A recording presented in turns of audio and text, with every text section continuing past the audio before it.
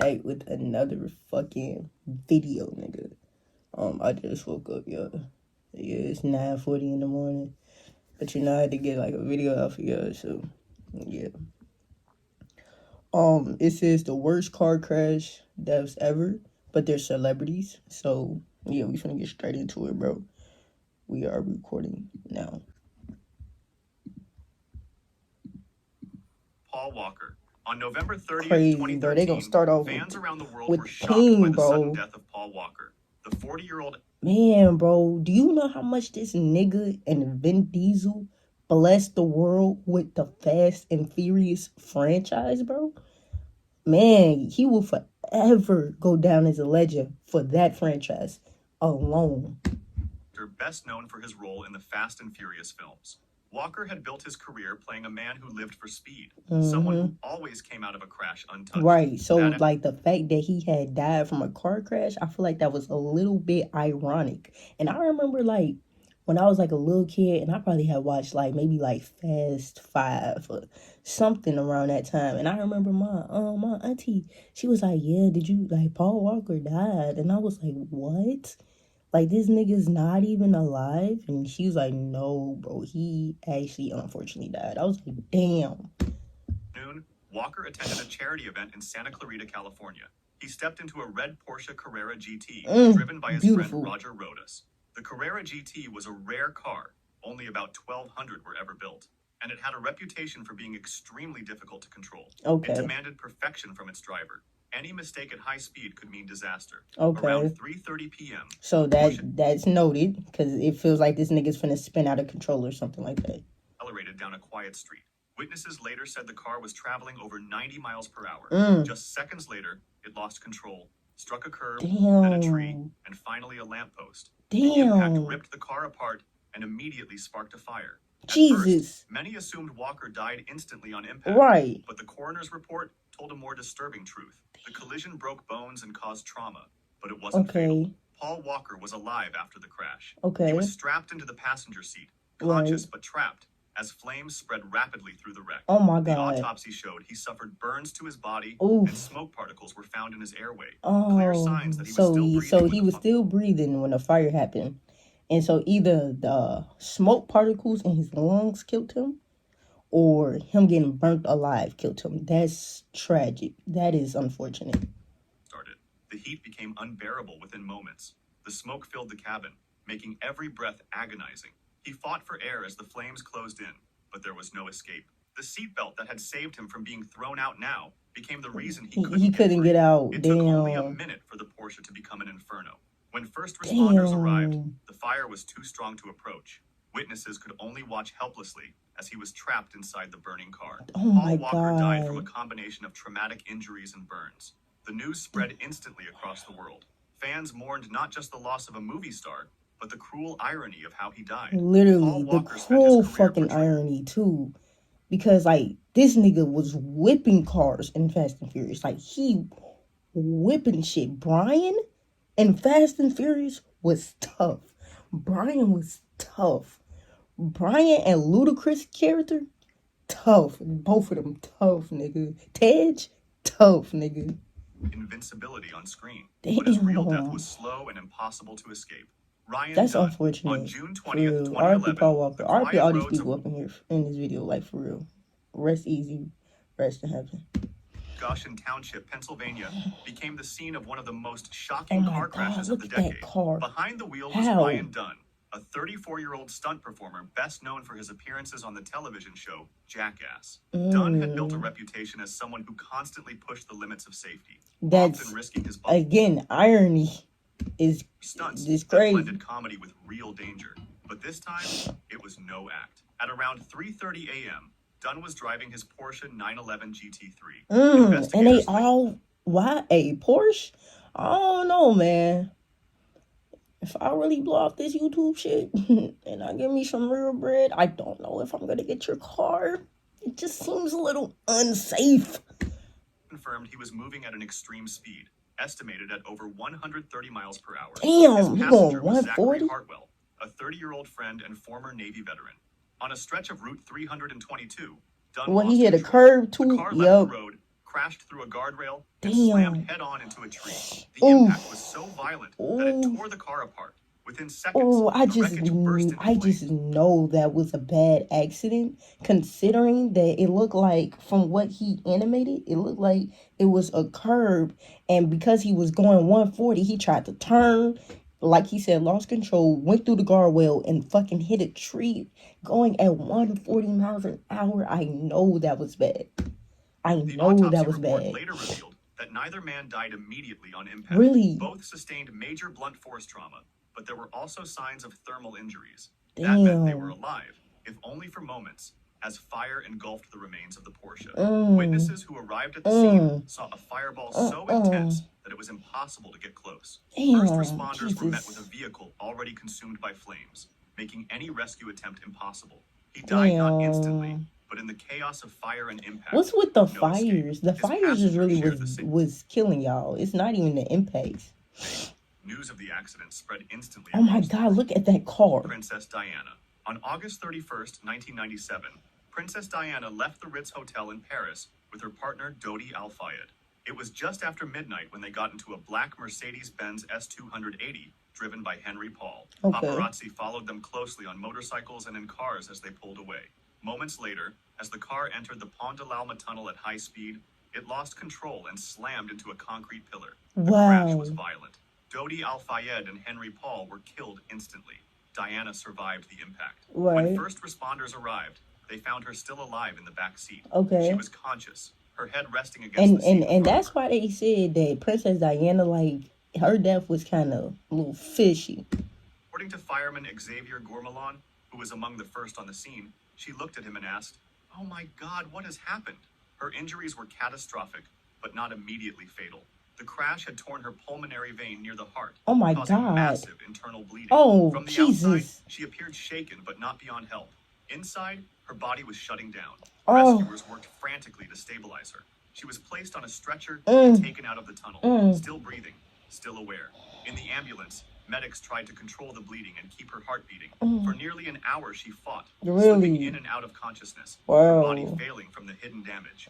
At 4 a.m., She in the PTA died. Salpêtrière Hospital, Princess Diana went into cardiac arrest. Damn, Doctors heart opened stop. Just fuck. her chest to try to repair the torn vein, but the injury was too severe. Damn. Despite desperate attempts, they could not save her. She was declared dead at 4:53 a.m. News of Diana's death spread around the world within hours. Millions refused to believe it at first, hoping the reports were wrong. In the days that followed, tens of thousands of people brought flowers and letters to Kensington Palace. Her funeral on September 6th was watched by an estimated 2.5 billion people Jesus, worldwide. 2.5 billion tuned in? How many people tuned in for the late Queen? Queen Elizabeth, the late Queen Elizabeth. How many people tuned in for her shit? Damn. The largest television audiences in history. For many, it was not just the loss of a princess, but the loss of someone they saw as a symbol of compassion and humanity. Yeah, I heard Earnhardt Princess Diana Sr. was a sweetheart. On February If you're carrying extra 30 pounds, on Monday, October 13th, we start the calisthenics program for beauties who haven't exercised regularly. On February 18th, 2001, the Daytona 500 was coming to its final lap. The race was the biggest event See, in I ain't even NASCAR. gonna lie, to be a racer, it seemed like it would be so cool. But to be honest, going this fast in these damn stock cars, it's like low-key kind of dangerous. And the man in the black number 3 Chevrolet was its most famous driver. Dale Earnhardt Sr. was a legend of the sport. Dale known as Earnhardt the Intimidator Sr., for the his aggressive Intimidator. style. Okay. Fans He expected was him to finish tough. strong, as he had so many times before. But as the pack of cars rushed toward the final turn, disaster struck. What happened? Earnhardt's Chevrolet made contact with another car, lost control, and slammed head-on into the Oh, concrete wall Jesus at nearly Christ. 155 Oh, my God. miles per hour. At The impact was 155 miles an hour. At 155 miles an hour. and violent. At first, it did not look like a fatal crash.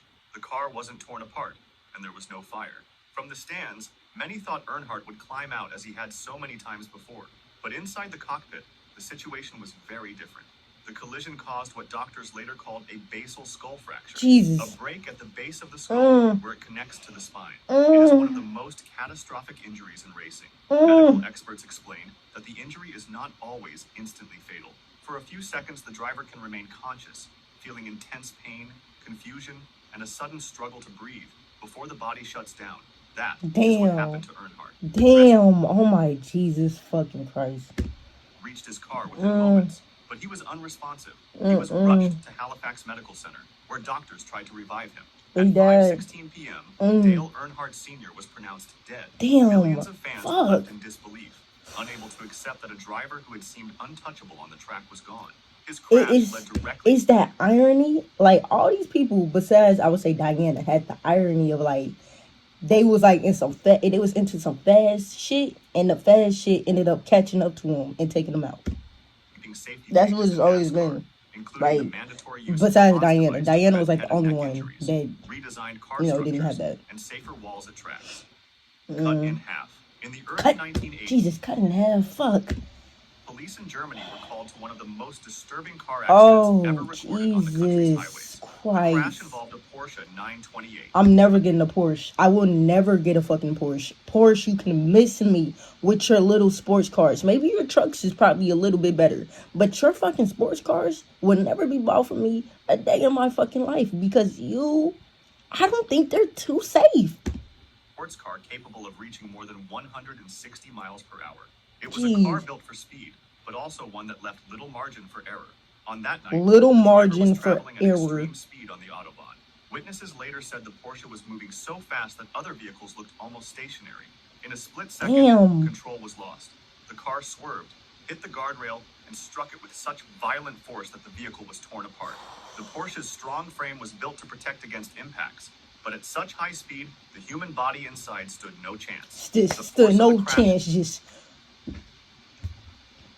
I would never get a Porsche. Like, they beautiful cars. Beautiful cars. Beautiful. Never gonna get it though.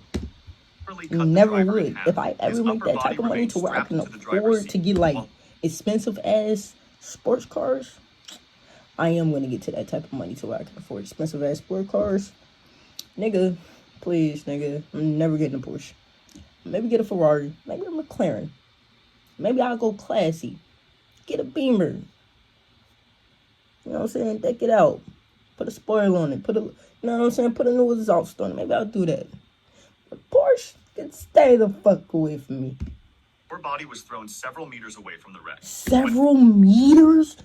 Do you know how gory and grotesque that scene is? Half of the person is in the car.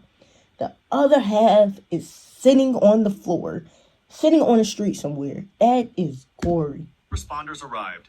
They were confronted with a so scene so gruesome. gruesome. I know Many it was. described it as one of the worst they had ever witnessed. I know it the car was. itself was shredded, Jesus. scattered across the road, and what was left of the driver was in two separate places. Wow. The accident quickly became infamous among German police and highway authorities, not only because of its brutality, but also as a stark warning of what happens when human flesh meets physics at extreme speed. The driver had not been burned, nor crushed slowly. No, His but death was instant, but it was also violent in a way that shocked even seasoned investigators. Cut in half. Roger Williamson. On July... Roger Williamson. Create a voiceover using your own voice. Alright. On July 29th, 1973, the Dutch Grand Prix at Zandvoort was underway. The race drew You see what I'm thousands talking of about, fans y'all? With the need for speed. It's like their speed is catching up with them, and that's how they're dying. from the stands and the grass banks that lined the circuit. Among the drivers was Roger Williamson, a 25-year-old from England who had only just started his Formula One career. He was considered a rising talent, young and ambitious, eager to prove himself at the highest level of racing. That's unfortunate too, that the fact that he had just started his career. That's fucked up. Williamson's car suffered a tire failure at high speed. A tire failure? Off course, hit the barriers, and flipped over. What when the it came to fuck? rest, it was upside down. Almost immediately, fuel leaked out and caught fire. Williamson was alive inside the cockpit. He had not been killed by the impact. Trapped upside down, strapped in, he couldn't move. Smoke and fire began to surround him. Hell His fellow yeah. driver, David Purley, stopped his own car and ran across the track to help. I know that's Purley right. tried to push the car upright with his bare hands, With his, but it weighed I know that's fucking right. Hey, that nigga deserves an award because this nigga got out bare hands. He trying to push, bro. I know that's right. That's a good fucking Samaritan. A lot of people would not do that, fool. A lot of people would keep driving. The motherfuckers, I bet they kept driving. This nigga pulled over and got out and did that. A lot of motherfuckers wouldn't do that, bro. Too much. Flames spread quickly. Pearlie shouted for help, but track marshals hesitated. They had no protective clothing, no fireproof gear, and for crucial minutes, they did not come close enough to the burning car. Do y'all have no humanity? You hesitated to help. You could have helped before the fire got too bad. And you decided to do nothing because you're a fucking coward. Okay. All right, Williamson's screams could be heard from inside. He was still conscious, fighting to escape as the fire grew hotter and thicker smoke poured from the car. The crowd could only watch in silence. Pearlie tried desperately, grabbing a fire extinguisher. This man tried everything. This man is heaven sent because he tried everything on his lonesome. No protective gear, no nothing. He tried everything to save this man's life, bro. Williamson's situation worsened. The heat, the smoke, and the lack of air inside the overturned car made survival impossible. After several minutes, the fire consumed the cockpit. The screams stopped.